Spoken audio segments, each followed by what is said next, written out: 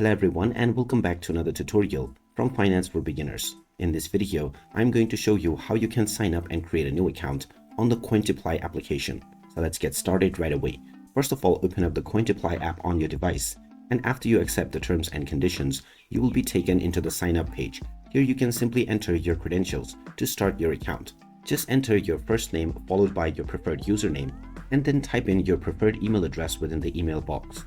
You can then finally type in your preferred password for your account and now click on Create Account. You will now be taken into your newly created account right away. However, you still need to verify your account. So just check your inbox to see if you have any verification email. If you see an email with a verification link, make sure to click on it, which will now activate your account.